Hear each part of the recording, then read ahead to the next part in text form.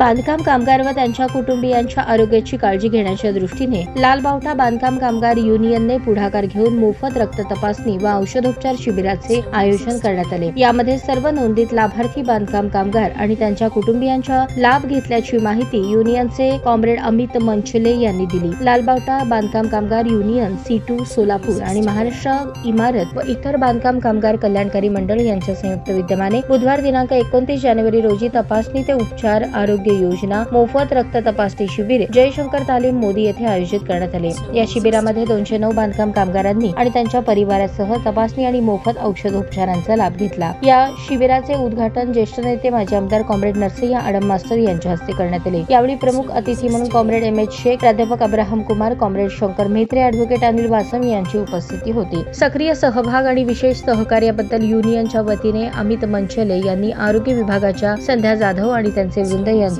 आभार मानले। सदर शिबिर यशस्वी करण्यासाठी अजय भंडारे, सिमोन पोगुल, गौतम जगले, रवी भंडारे, गोविंद वाकुटोळू, संतोष कोळी, जेम्स तिप्पलदिनी, अमरप्रेम तरुण मंडळाचे सर्व सदस्य व कार्यकर्त्यांनी परिश्रम घेतले।